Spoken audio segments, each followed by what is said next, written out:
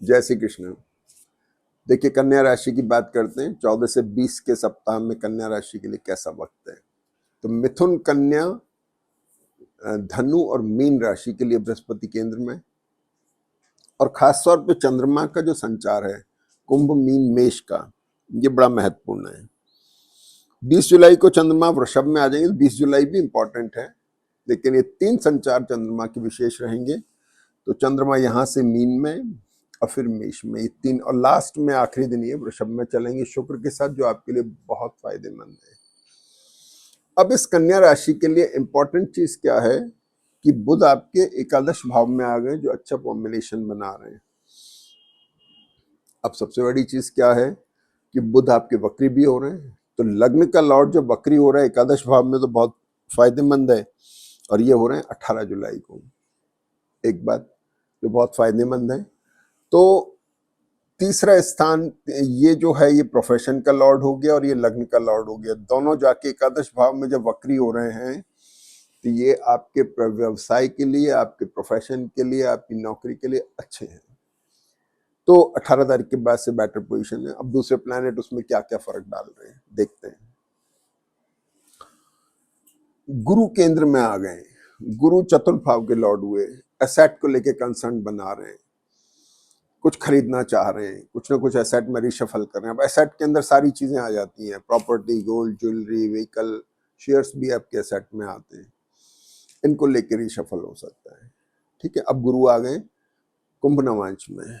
कुंभ नवांश में गुरु आ रहे हैं 13 जुलाई के बाद से। तो 13 जुलाई यानी 14 से लेकर 20 पूरे वीक में आपको इस गुरु का फायदा मिलने वाला है। जो अब तक निर्णय नहीं ले सके, अब लेने की स्थिति में आ रहे हैं।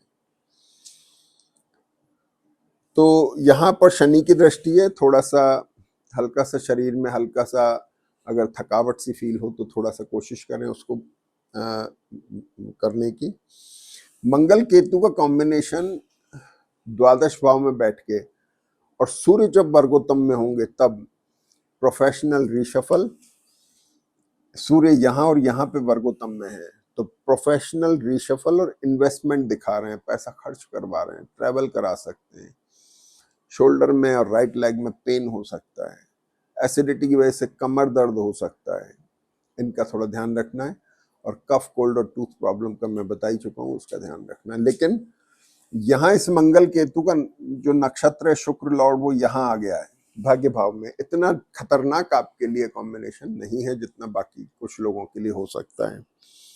शुक्र यहाँ पर रोहिणी नक्षत्र में वर्गोत्तम में है 14 जुलाई तक। लेकिन शुक्र का प्लेसमेंट अपने आप में भी अच्छा है। 14 जुलाई तक तो है ही अच्छा, लेकिन 12 से 14 जुलाई के बीच में, लेकिन वैसे भी ये ठीक है। तो ये बात हो गई लग्न की। सेकंड लॉर्ड जो है ये शुक्र है, अपनी जगह पर बैठे हुए हैं, बहुत अच्छी पोजीशन है, पैसा दे रहे हैं।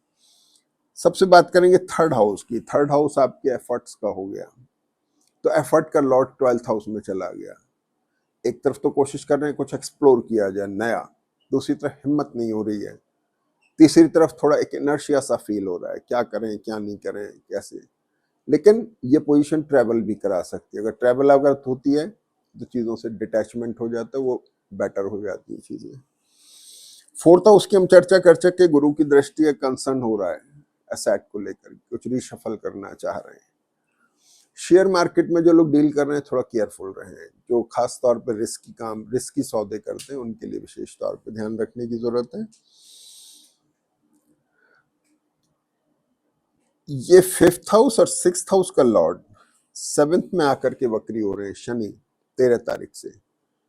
मानसिक तौर पे बड़ा भारी परिवर्तन आएगा।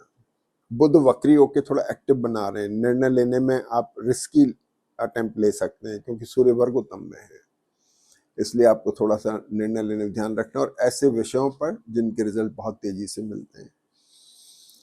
पढ़ने वाले बच्चों के लिए थोड़ा ध्यान रखना है। हालांकि उनका जो सीजनेस थी, उनका जो जकड़न थी, वो भी अब धीरे धीरे दूर होने लगेगी।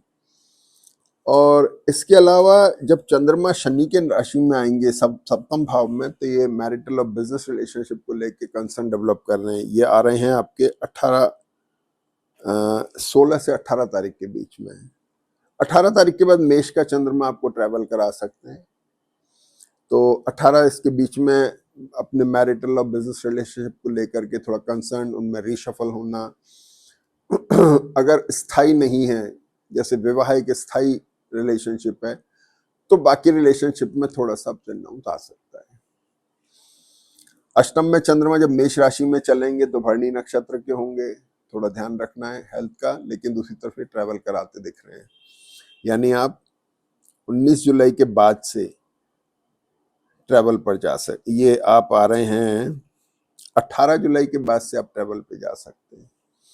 तो इसके बाद में शुक्र के साथ में जब चंद्रमा चलेंगे आखिरी दिन में 20 तारीख को, वो बहुत अच्छे हैं। वो समय ऐसा होगा जब आप महत्वपूर्ण निर्णय ले सकते हैं, कोशिश करें तो आपके लिए बहुत अच्छा वक्त ये होगा। बाकी कन्या राशि वालों के लिए गुरु सूर्य की पोजीशन आपके चार्ट को स्ट्रांग बना रही है। मंगल केतु एक तरफ शत्रु नाशक हैं, ऑब्स्टिकल फ्री कर रहे हैं, आपको काम करने में, आपकी प्रगति में सहायक हो रहे हैं। तो ऐसे करके ये जन्मपत्री इस समय कन्या राशि और कन्या लग्न वालों के लिए बहुत अच्छी है। आप वक्त का फायदा उठाएं। जय श्री कृष्ण।